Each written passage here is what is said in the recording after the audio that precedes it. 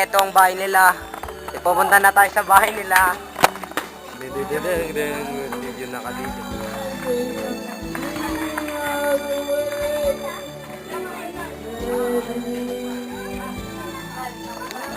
Ito ang bahay nila, papunta rito.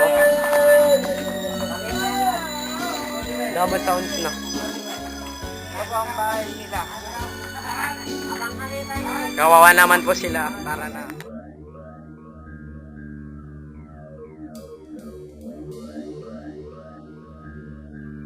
Lola, ano po yung full name nyo?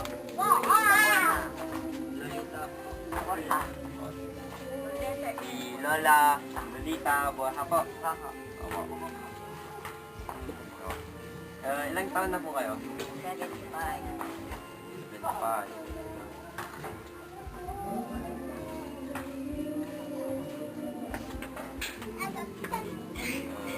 Saan na po kayo nakatira nung para ng mga... Tagupan.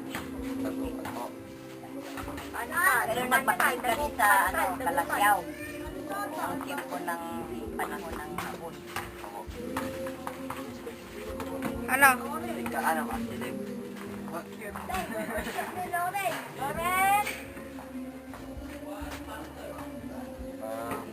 Lola, pwede pong maikwento sa amin kung ano po nangyari noon. Noong World War II. Ang panahon ng hapon. Opo. Bata pa ako noon. Grade 1. Babalik-balik yun dahil takot kami nga rin sa hapon, ano? Kasi hindi, alam mo naman, hindi kami marunong magsalita ng hapon. Saka palagi ka ng baw na baw.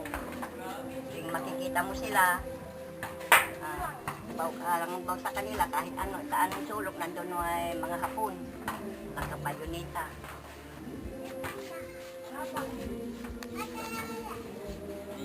Saan po kayo pupunta kapag dumarating po yung mga hapon? Sa bahay. Minsan may ano kami, may underground na bangay Opo. na ginawa doon sa malapit sa bahay. Doon kami magtatago. Marami po kayong na tumatago. Kami pamilya lang. Kanya-kanyang gawa ay yung bawat isang bahay may gawa silang gagawin na ay yung pagtaguan nila, gano'n. Pero bali sarili na lang po. Oo, sarili. Yan, takbo kami kung saan-saan iba ang pinupuntahan namin dahil takot kami sa mga hapon. Kung hindi, sa gitna ng ano yun, yung tubo, yung ano yun, yung doon kami magtatago sa gitnahan. Paano ngayon po pag nahuli kayo? Anong gagawin? Siguro papatayin ka dahil pag ano yung mga bata, talagang igaganyan yung bata, yung kaya nilang iganyan, tapos gaganyan yung parang matusok ka ng ganun. Ganun. Oo, talaga. Wala na po silang awa? Wala na. Wala kasi matapang ang mga hapon. Tapang. Kaya doon kami hindi nakapag-aral dahil ganun. Siyempre, kumbawa ka ng kumbawa, ang sakit na yung liig mong kumbawa sakit.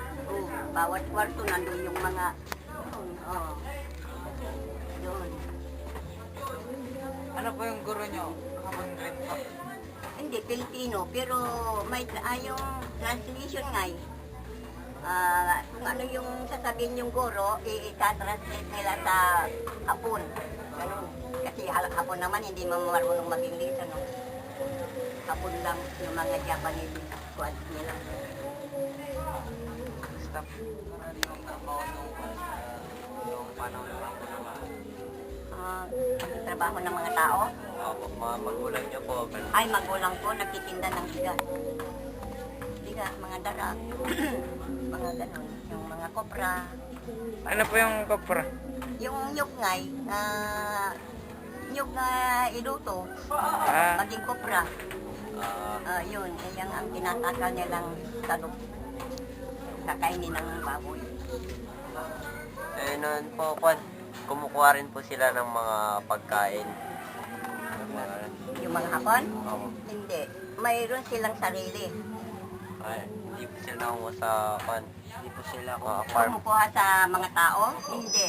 Kung may tanim ka, like karabasa, talong, yung kinakain niya nga hindi luto. Hilaw.